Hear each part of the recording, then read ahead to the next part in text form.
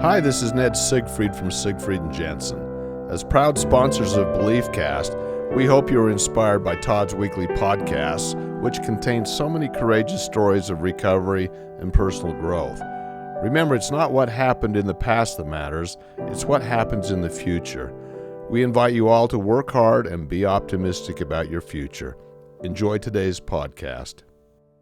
All right, welcome back, everybody. This is Todd Sylvester with the Todd Sylvester Inspires BeliefCast.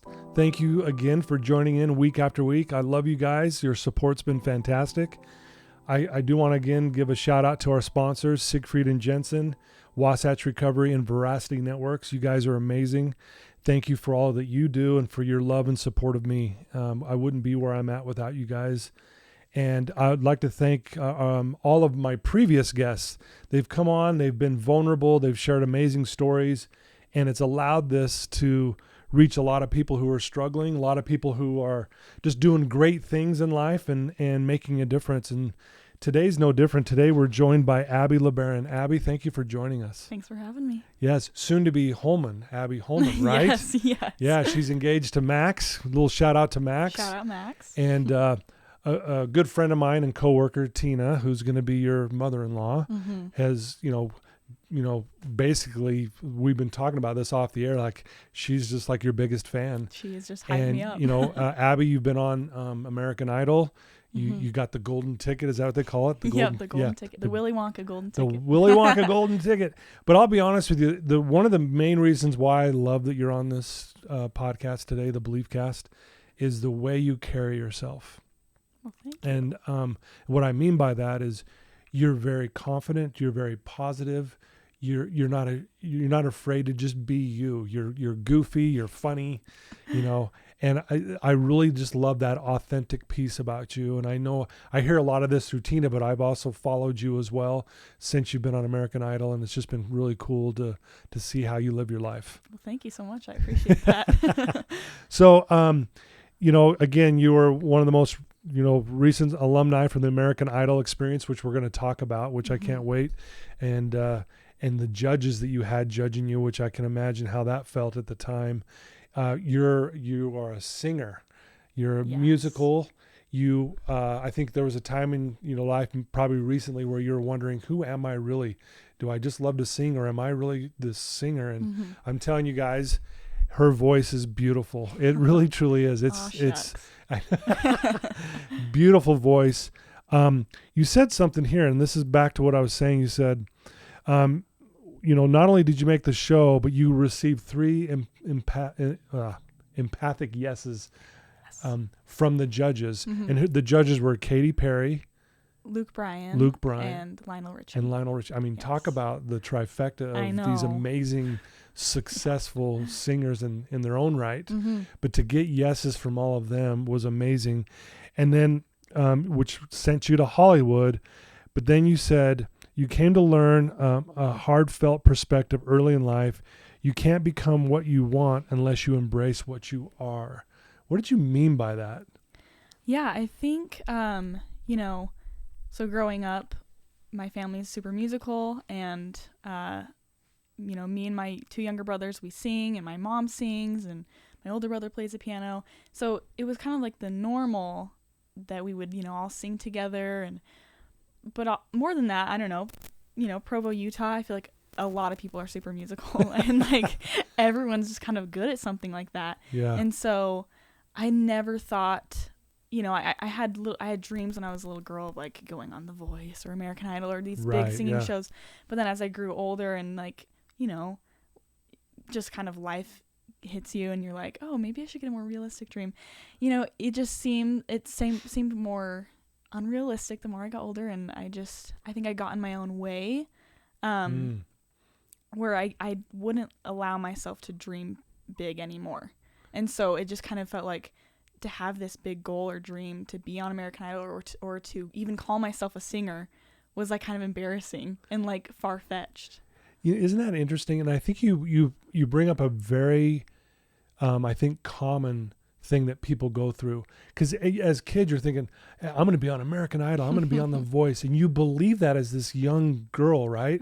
And you're singing, you're doing this as part of your family. But as you get older, isn't it interesting? We always start to kind of doubt. All of a sudden, doubt starts to creep in. Why do you think that is? Yeah, no, that's a good question. I think, one thing I always go back to is like in high school, everyone kind of like is known for something. And here's a funny story. I actually was known for, my nickname was NARP. And it stands for NARP. It stands for non-athletic regular person. Yeah. I've never heard that before. Yeah, well, that was me. And it was funny. We had some laughs. But, when I got to college, I lived with one of my really good friends. And I told her once I moved out, hey, I'm no longer NARP, okay? I'm not NARP anymore. And, I'm going to rise above that. And she told me, all the stuff that she's, not going to be anymore. You kind of just have these like labels that you either put on yourself or other people put on you that you are kind of hard to grow out of, especially the ones that you believe about yourself. Yeah, so NARP, what does it stand for again? Non-athletic regular person. I didn't do any sports. Music was my thing. Right. So you get this quote-unquote label probably for fun at the time. It was for sure. It was funny. But yet there's probably a part of you on some level that believed it, which then held you back a little bit. That's kind of what I hear you're saying. For sure, yeah. So, and I think because, in high school, there are like funny labels you give each other and it is fun. I kind of refrained from making like the singing girl my label or something because that was like so precious to me. Yeah. I really love singing and I didn't want that to ever be like this joke. I don't know. It just I think that would have about killed me. Right, yeah. Well, tell us, so you have 3 brothers, is that correct? Mm-hmm. And then where do you fall in the pecking order? So I have one older brother, and he's one who is amazing at piano. And then it's me. I'm the only girl. And then I have 2 younger brothers. And then you're outnumbered. Yes, I am. But we have a lot of fun. How was that growing up with 3 brothers? I don't think it was much. I don't know. Obviously, it's the only thing I know. But yeah, right. I feel like me and my brothers, we get along and we relate on many levels, and we have things that we're interested in, like music, and that's something that we can all relate on. Anime is another one. Anime, right. So, how old were you when you started realizing you love singing, or that this was your part of your dream again as a kid? How old were you when this came about? Yeah, like I said, when I was younger, that was totally the dream. I mean, you just kind of reach for the stars when you're younger. You're like, I'm going to be an astronaut. I'm going to be whatever the heck it is. And, as I grew older, that kind of went away. But then, like I said, moving out to college was like, oh, wow, no one knows me. No one cares about me, which is, that sounds harsh, but that's actually, it was a freeing thought, actually, that no one cares as much as I think they do. And like the person that cares the most about what I'm being perceived as or what I think I'm being perceived as is me. Yeah. And so when I, moved out to college, I was like, all right, well, who do I want to be? And it's not embarrassing to go for these like big goals because no one cares, and I'm in this point in life where it is pivotal and like, why not try now? Yeah. I saw this shirt the other day that says, no one cares, work harder. I was like, wow. I love that. Okay. Yeah. That's kind of harsh, but probably true, I know, but right? Sometimes, the thought of no one caring is actually really comforting. Yeah. And I think you're right. I think you nailed it when you said we're the ones that care the most about ourselves and we judge ourselves. And then what we do is then we project that thinking, well, that's what everyone else thinks about me. Exactly. When is, here the way I view you and everyone here loves you, honestly. And you probably think, well, no one here at Wasatch cares about me, but we do, honestly. And, thanks to Tina. And again, she's your biggest cheerleader, which is fantastic. But again, I'm really impressed by the way you carry yourself. So I want to ask you, when you were a young girl, did you always kind of have this confidence and this positivity? Because that's, you have this big energy about you. Were you that way when you were younger? I would say I was more so like that when I was younger. I really thought I was so cool. You weren't a NARP. I wasn't a NARP. No, I was super confident, and even now I do consider myself confident in a lot of aspects. But then I think what comes with growing up is reality hitting you, and then you going, oh man, I don't know if I'm all that, or, I don't Sure. know if this is good about me or whatever, or I don't know if I can do this. I don't know if I'm good enough. And all those thoughts kind of start to come. Yeah. Well, I think anyone who can get on stage and sing, I mean, you have to have some confidence. I mean, I'm sure you get nervous and scared even when you first were starting out even. But again, to be able to do that, to me, I mean, I can't even imagine me stepping on stage. One, I don't have a good voice. But two, that takes a lot of courage. Yeah, it was really hard. It was really nerve-wracking. And it was one of those things where I didn't, I couldn't go, okay, well, I'm going to go perform in front of these celebrities. So I'm going to perform X amount of times to get ready for that. No, there's nothing that you can prepare you for that moment. And I had never really, I had very little performance experience before going on. So it really was just like other than like at a family party. Yeah, like a fan, in the basement, my dad's like, hey, people are over. Abby really wants to sing. I'm like, Dad, I didn't say I really wanted to sing, but You're like, but I will. Stuff like that. Yeah. Yeah. So let's talk a little bit still more about your childhood. What were some of the struggles maybe that you went through as a young girl, just, whether it was with self-esteem or some other issues that you would be comfortable telling us? Yeah, no, I think, like I said, when I was younger, confidence wasn't really an issue. I don't know. I was pretty like self-confident and self-aware. And then, just when it came to something that I valued a lot, which was singing, I didn't want to not feel not confident about it. Right. So I just didn't share it as much as I would have liked to. Okay. And so, moving out to college, it's actually funny. I got into climbing when I was in college. Oh, okay. But by no means am I really good. I do like it. But I remember seeing like in the hall, this, friendly acquaintance from high school, and we just were catching up, and she was like, oh, aren't you a climber?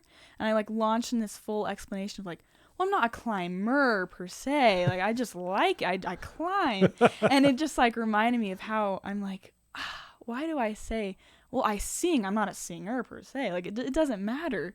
And what if I wanted to be a singer? What's so bad about that? Why can't I just own that part of myself? And so I think a pivotal moment in my life was moving out to college and going, you know what? I'm a singer, and that's okay. And it was like telling myself that it's okay. No one else was saying it wasn't okay, just me. Yeah.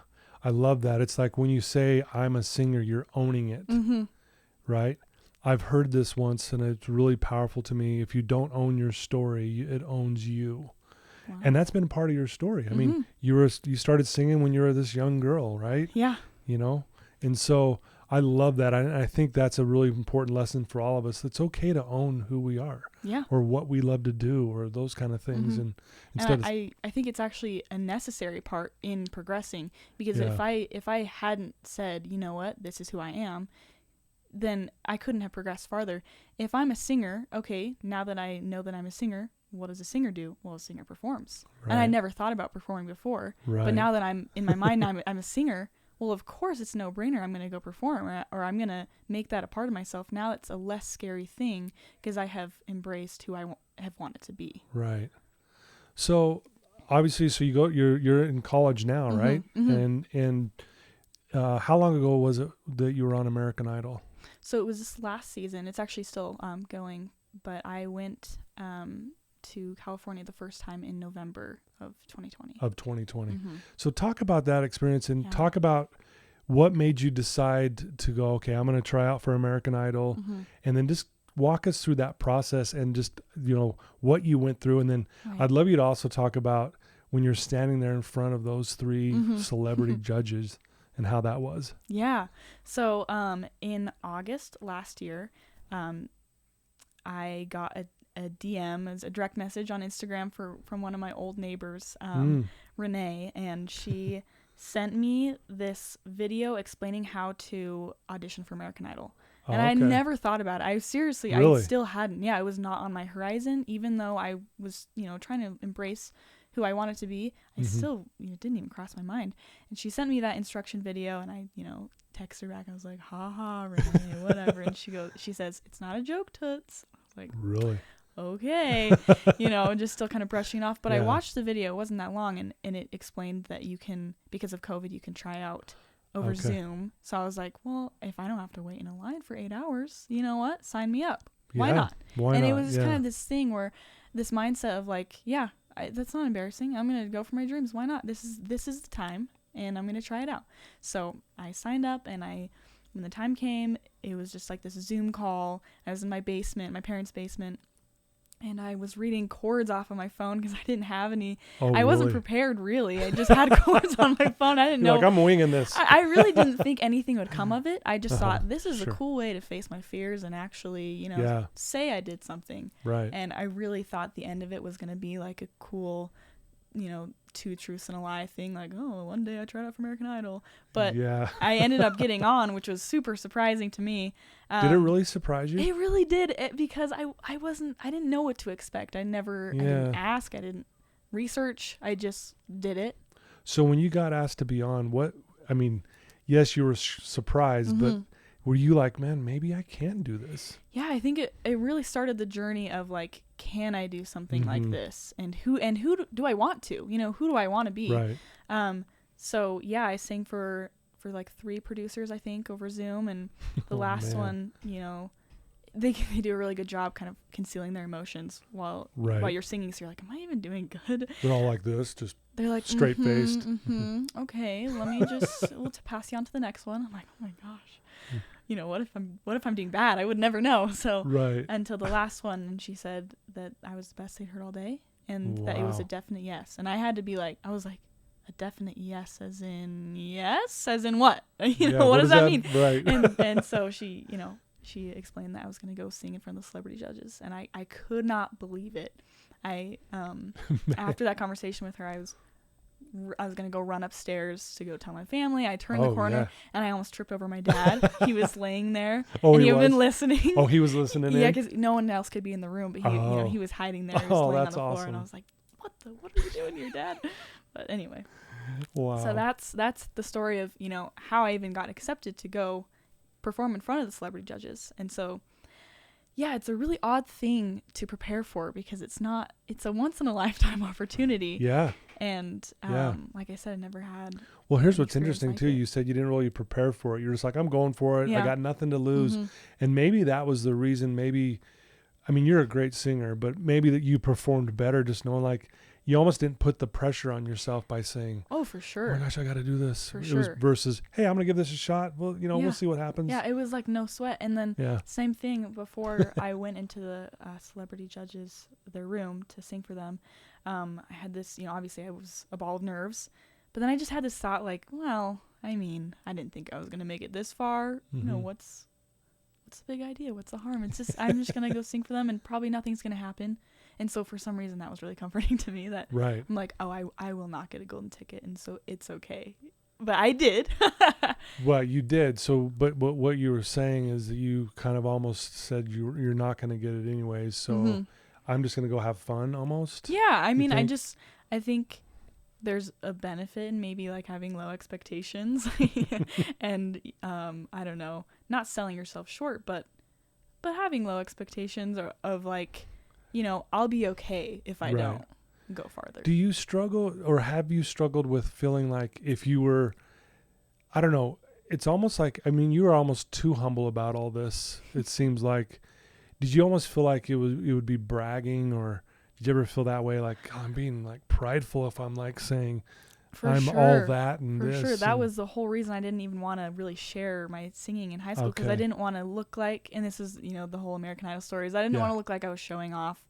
And so when I went in that room, they kind of, roasted me like, well, this is the industry, kind of requires you to, I remember quote watching unquote, that. Show off. You're like, I don't even know what I'm doing. I don't know, yeah. And they were like, well, this is what you're supposed to do. I know. And so, like I said, I went into that room with the mindset of like, oh, whatever, whatever happens, happens. But while I was in that room, and while they were explaining to me, no, this is what it's about, and like, kind of, do you want this? And my mindset totally shifted, and all of a sudden I wanted it so bad. And I was like, oh my gosh, really? I wish I would have prepared more. I wish I could have, all these things started, going through my mind, and I was like, okay, this is what I want to do. I think it took them being like, well, what are you doing? Right.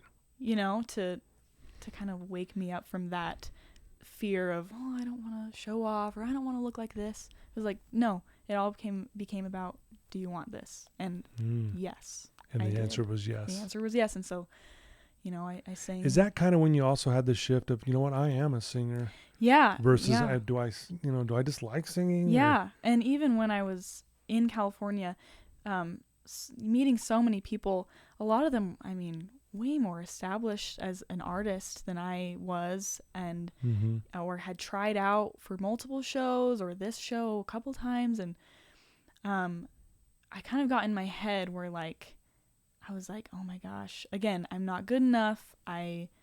Maybe I'm not qualified for this, whatever qualified means. You know, Right. I'm there. I'm living and breathing and Right. I sing. So that's qualification Sounds enough. like you're pretty got qualified. in. Yeah. But I think that was also kind of like an internal battle while I was there. Yeah. But it really was a great learning experience for me because I was able to go, you know what? I can do this. And, you know, stop comparing myself to myself or comparing myself to other people. Right. So. Wow. So now here you are walking out there to sing in front of the, it's Katy Perry, Luke Bryan, and Lionel Richie. I mean, wow. I mean, so tell us about what was that like walking out there and seeing these three, they're there to critique you. Yeah. Well, I mean, beforehand, all the producers and everyone's trying to tell you like, they're just real people. And they're trying to like, make you less nervous. Like I walk in and it still doesn't feel real that I'm looking at them, and I'm like, are we sure they're real people? Right. Still? These could be wax figures. Yeah, right. They look so like, you know, done up and I'm like, are we sure they're real? But no, I said that it felt like a fever dream, and that is true because really? Even after watching it air, I was like, oh, I don't remember that happening. I forgot. That was just like really, it's kind of a blur to you. Well, the cool thing or the interesting thing too is that they probably aired maybe 5 to 7 minutes, and I was in there for maybe 20 minutes. Oh, really? So, you know, they cut out, you know, a lot of things, and they gave me a lot of great advice, all of which they didn't share all of it, but right. You know. Wow. So then you got yeses from all three. How did that feel when you again, it was probably surreal in the moment, but it was surreal in the moment, and I think it kind of gave me permission in a way, like, to go for my dreams. Like, okay, well, it's not just me who's saying that I can, it's them. And at the moment, I kind of viewed it as now I have permission to go for my dreams. But later I learned, like, I don't need that. All I need is permission from myself, and that's the most important thing. Yeah.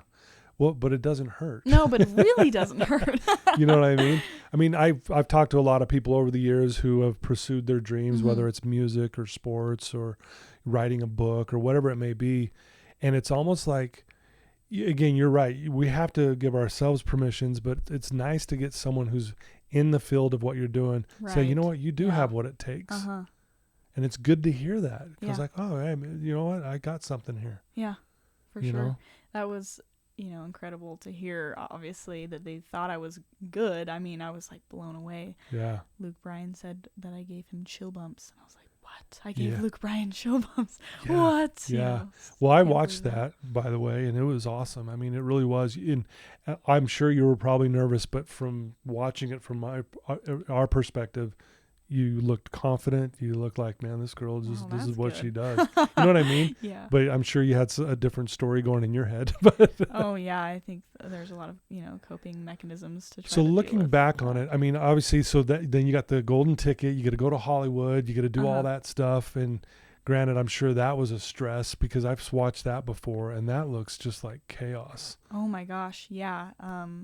Especially when you have to group up with people. Okay, go find 3 people and you guys got to, hurry and grab them and come up with some kind of a song you guys are going to sing. Yeah, luckily they this time they actually assigned you a partner. Oh, they did. Okay. And I was so glad about that actually because that was so stressful. Kind of even when you made friends, it was like, well, are we the best match? And I don't want to mess your thing up, and I want both of us to have the best chance. But they paired us up, and it was really chaotic. They, especially with COVID, they put you in one room, one really echoey room, so everyone's singing at the same time, different songs, and it's like I don't even know what I'm hearing.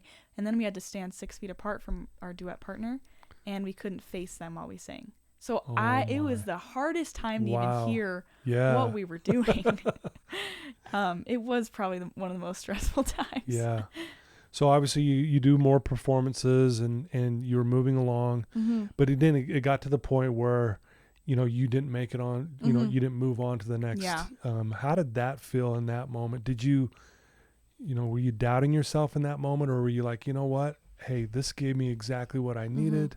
What was going on? I finally came to a point where I was like, wait a minute, I love performing. It's so nerve-wracking, but being on the stage, I was like, I didn't know I loved this so much. And so it was just, all I can be is grateful for the experience and for how far, I got, because I did learn how much I loved it and what I exactly wanted to do. But it was a bummer for sure when I got sent home. I got sent home at the second round of Hollywood Week. It was the duet round. And it's not super big of a surprise. Like I said, I kind of went into the whole thing really not expecting much. And so anything that I got, I was just really grateful for. So they sent me home and they said I needed to go get more experience. It's funny you say that. I look really confident. They said stage presence was something. I'm like, okay, yeah, true. Yeah, there's always, you can improve in every area, I'm sure. But. For sure. So yeah, I think it just motivated me more to really discover more who I am. That was one thing too. The first round in Hollywood Week is called the Genre Challenge, and you have to pick a genre that you feel like you are. Yeah. And I just did not know enough about me and about I just sing a lot of kinds of music, and so I just figured, well, I'm kind of all of them. Like, how do I choose one? And there's a lot of producers, but one of them just said, well, I'll just choose pop then. There's a lot of overlap, whatever. Yeah. So I just chose pop. But now looking back on that, I'm like, all of the songs I sang were considered like indie folk. And really? I'm like, why did I do that? You're like, why did I choose pop? That made no sense. Maybe I could have gotten more airtime, but whatever. There's always what ifs. Right. But that also was kind of huge for me. I'm like, I can't rely on other people to tell me, maybe this is who you should be, or maybe this is who you seem like you are. I need to figure that out before I kind of do that. Gotcha. So. Well, I'm sure you learned many lessons through this whole process, but what's one of the biggest lessons that you took away from this American Idol experience? Yeah, I think, I don't know, you are what you believe. If you believe that you're a singer, then you're a singer. And then if you believe you're a singer, it's so much easier to, I guess, act as a singer would. You embrace that. Yeah. And so now you can be more confident moving forward. Yeah. I think that's a lesson I had to learn earlier. A couple years ago, I was in this relationship that wasn't great, and there were mistakes that were being made, and during this time, I listened to a podcast. Actually, I can't remember what it's called, but it has this guy named Rob Farrell, and he talks about inner contention and how that starts.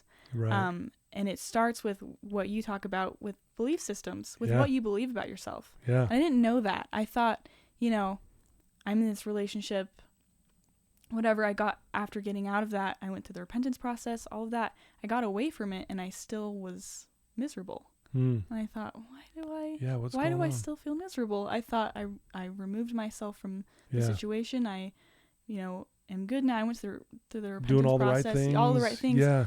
But I just felt like a bad person. I would classify myself honestly as a bad person. I did not think I was good. Really? And it took a really long time to realize it was because of what I thought about myself. Yeah. One of the most important things was realizing that it was what I believed about myself. This one particular day, I was feeling really down on myself, and I prayed to God that I could feel good again. And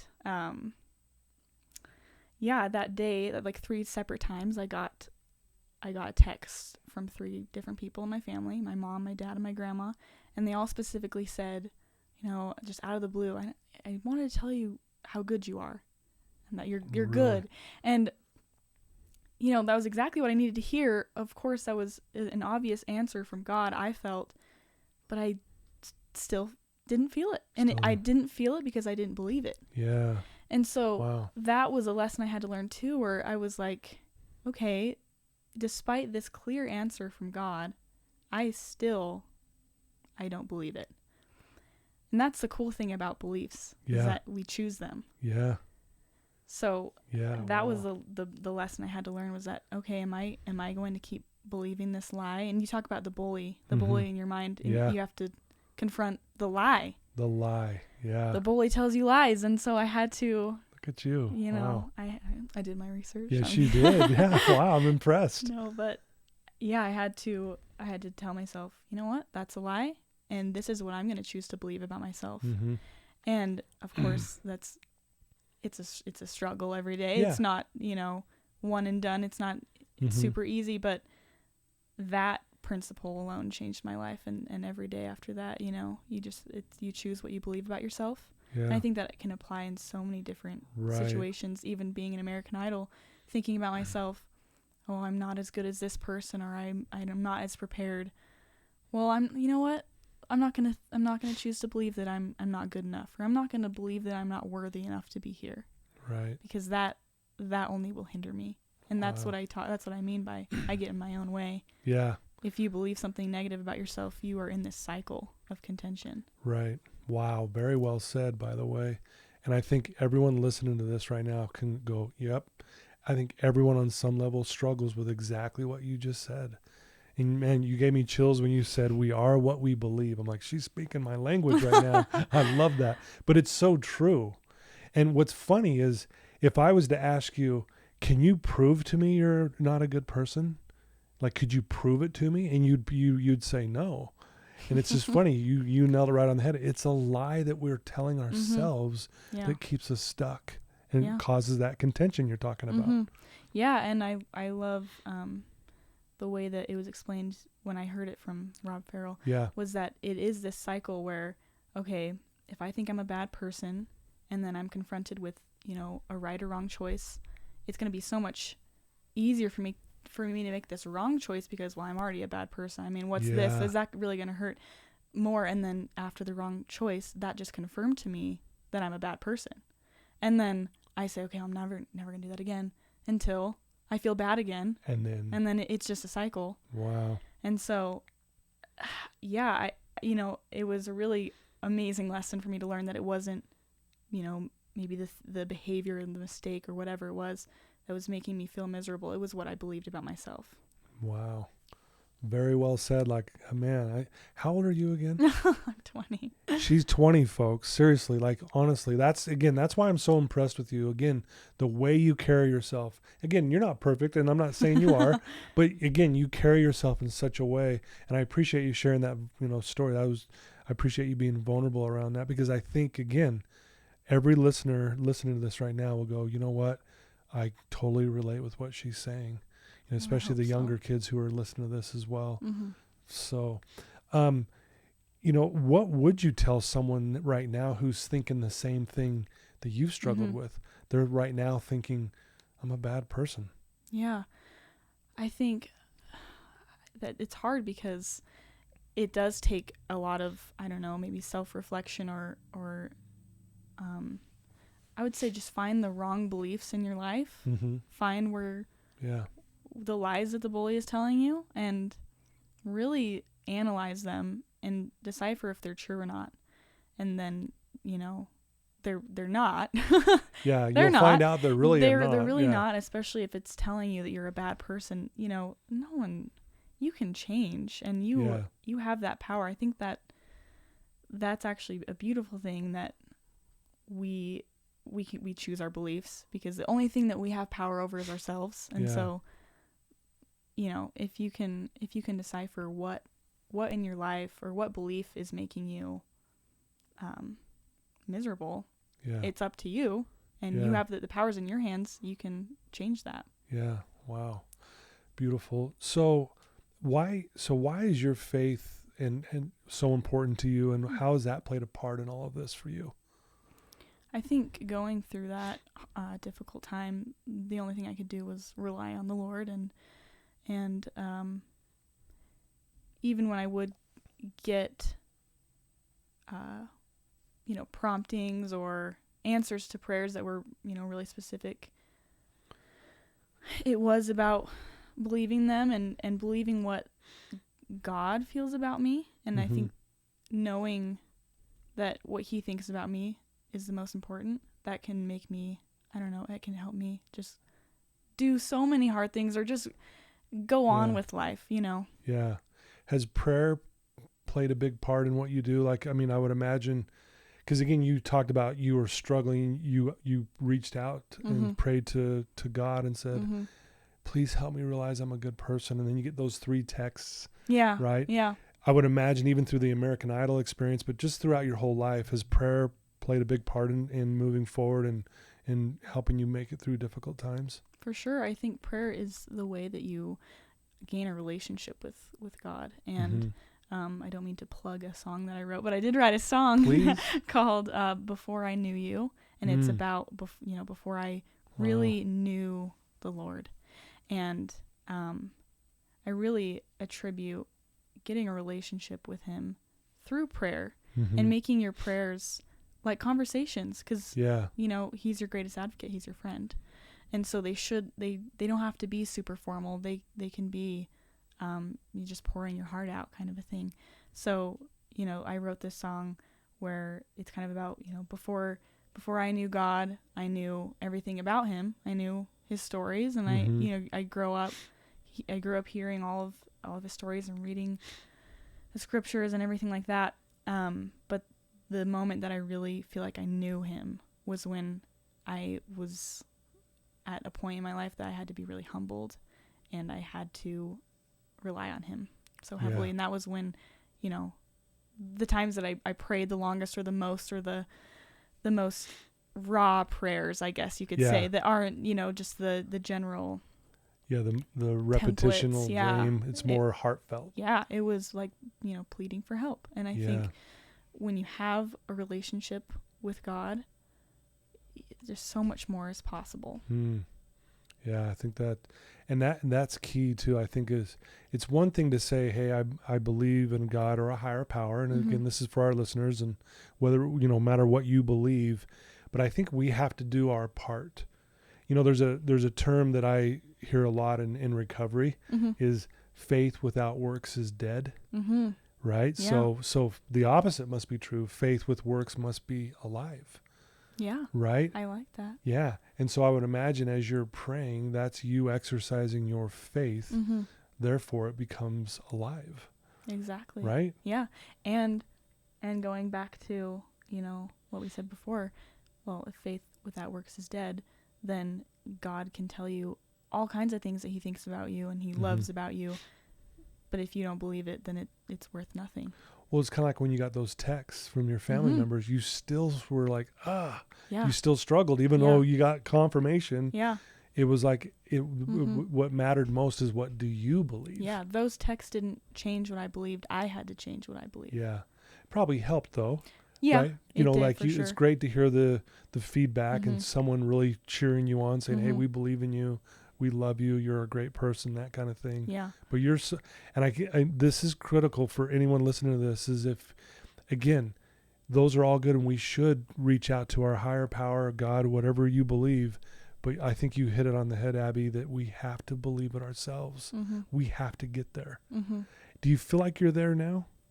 Yeah, I think, obviously, I'm not perfect, and there are thoughts that will come in my head that are like, oh, are you sure you're good enough or worthy, or whatever those things are, but I think those will never go away. I think that's just kind of how life is, and I think learning how to, or what to do with those thoughts, and like kind of what you say is realize that they're lies, and then if you have a process for when those thoughts come in. Like, okay, well, I'm going to examine them. Okay, it's a lie. Well, I'm not going to entertain it anymore. Yeah. I don't believe that. This is what I believe. So love it. I think I'm definitely at a better, I'm for sure at a better spot. Yeah. After having to learn that, because I didn't understand that quite fully. but it is an everyday process. Yeah, that's beautiful. I'm going to ask you a really tough question. It shouldn't be tough, but it will be. So what do you love most about you? Oh, wow. I know most people are like, excuse me? What? And yeah, I know, really... and I know you don't typically think, we don't usually Uh-huh. think in those kind of terms, but again, I think it's important. I think it's a good question because it really is, it's soul searching a little bit, but, Yeah. so I know I'm putting you on the spot here, but what do you love most about you? Huh. Let me think about that for a second. Well, I tend to, maybe this is a weakness and a strength, I don't know. I tend to analyze things a lot, like Okay. even analyze the way I think. Like, am I thinking about that right? Or, Mm-hmm. and sometimes that can get me into trouble. Overthinking is definitely a thing. Yeah. But I do think, I like that about myself because Yeah. that it's the pursuit of truth. And I think Yeah. pursuing truth is I important. call that awareness. Yeah, that's a good word for it. Yeah. I mean, there's nothing wrong with being aware. No. Yeah. We can always overdo Mhm. everything. Right. And we can overthink at times or whatever. Again, like you said, you're not perfect as much as we think she is. Abby's not perfect, but no, that again, I just think, as I'm hearing you talk and just again, the way you carry yourself, I was just curious on what you would say because again, it does seem like you really do love yourself. Well, thank you. That is a compliment. Yeah. Yeah, you do, just a good energy. Obviously, we know why Max is in love with you and their whole family and all that stuff, right? Oh.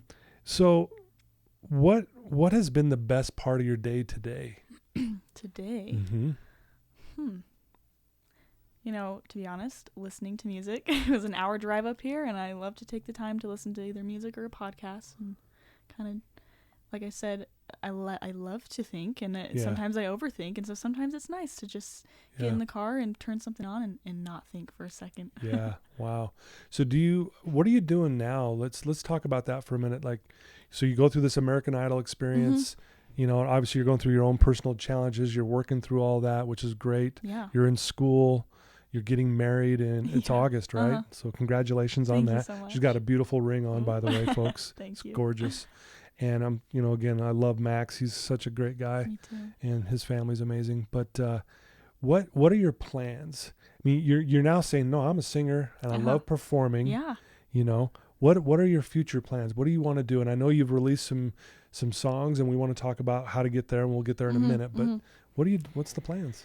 Well, so far, the things I've been sharing, like songs you said, are just on my social media. Okay. But I'm working on releasing an album. And so that's in the works. Cool. Congratulations. Thank you. That's cool. So that's a plan right now. And heck yeah. Being on American Idol definitely gave me a boost to go figure out who I am and what's my, persona and what do I want to share about me and stuff like that. So that's all in the works too, and hopefully a music video soon and something like that. I wish I had a specific time, but you have to follow me on social media to see. Yeah, you have to follow her, guys. Shameless plug. So right now all your music is just on your social media. Yeah, just like covers I'll do on and post on social media, but eventually you're gonna have an album that we can get on iTunes and other platforms, Spotify, Apple Music, stuff like that. All that fun stuff. Yeah, very cool. No, that's awesome. And again, I'm glad that you got to that point where you're like, no, I am a singer. Because again, I've heard your voice. If you haven't heard her voice, I want you to go follow her so you can go listen to some of these songs she's talking about are fantastic. So how many, I guess, songs, is that what you call them? Have you performed and that's on your social media that we can listen to? Oh man, there's a bunch. I mean, I started my account like it's fairly new. That was one thing I was a little afraid to start because I didn't want to look like, oh, I think I'm all that. I'm gonna start a singing page and I know all of you want to follow it. But that was something I had to get over myself, and I was like, whatever, I'm just gonna do it. So I don't know, maybe there are like 10. Okay. Just I post here and there, just covers. Yeah. So awesome. But on the album there will be, I think, 8 songs, and 1 will be an original song by me, and then the other 7 will be covers. Yeah. I don't know if I can ask this, but I'm going to anyways. Do you know the title of your album, or is that something you don't know yet, or do you know and don't want to share? I actually don't know yet. Okay. Yeah. Okay. Just curious. Yeah. It's not going to be titled Max or something like that. No. No, definitely. This is all definitely not. dedicated to Max. No, maybe later. No, that's exciting. I'm glad that you're doing that. And again, I think you have that talent for a reason, is to share it. Thank you. Right? Yeah. I mean, would you agree with that? Like, if we have these talents, shouldn't they be shared? Or Yeah, and that's kind of the thing I had to learn too, was like, okay, when does it get to the point where I'm hiding it under a bushel, so to speak, you know? Right. Yeah, right. So, yeah. Okay. Yeah, I would like to share that, and if there's any way I could uplift people or inspire people, that's the goal. Lift people, inspire people. So that leads into my next question. If there's someone listening to you right now Mm-hmm. who's in a dark place, Mm-hmm. who maybe is really believing they're no good and they're just struggling, what advice could you give them right now? I know you've given some really good advice already, but what would you tell that one person right now who's listening? Yeah. I think finding the wrong beliefs in your life and really going after them and challenging them and choosing not to believe them, that's kind of an overarching theme. That's what I would challenge anyone who's struggling to do. But that's easier said than done. I would say maybe something, that obviously boosted me and helped me was having family members tell me what they thought of me. Yeah, right. And it gave me something to go, oh, really? Okay. Do I believe that?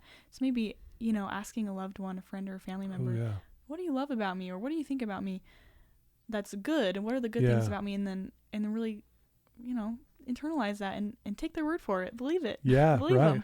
them.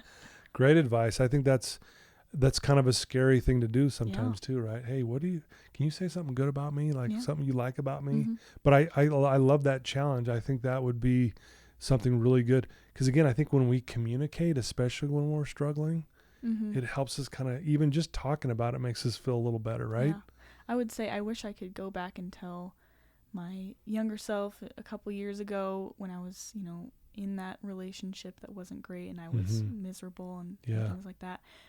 One of the things that comes with that is pushing people away.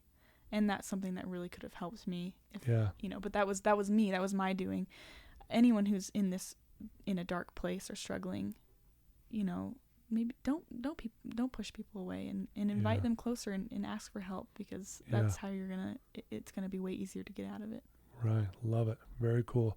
Well, if people want to reach out to you and they want to follow you on social media and all that, what's the best place to do that? And what's your handle, I guess, is what you say? Instagram and Facebook. I'm more active on Instagram. I'm trying to figure out Facebook, but I do have an account there. It's Abby Leb Music, ABBYLEB Music. Okay. So. Abby Leb Music on Instagram, right? Check it out. Yeah, check it out for sure, folks. Well, I'm so grateful for you and for your willingness to come up here. You drove up. I didn't realize you were an hour away, so thank you. You're good. I like to drive and listen to music. Okay, so good. So that worked out good. Yes. No, but that means a lot, and I'm just grateful that you took the time, but more importantly, I'm grateful for the light that shines from you and that you are sharing your talents, because I think you honestly are going to help a lot of people with your music. Because again, your music's all based around good things. It's good concepts. It's about your faith. It's about lifting people and inspiring people. And I think we need more of that in the world. Thank you so much. So thank you for taking some time. Of course. Thanks for having me. You bet.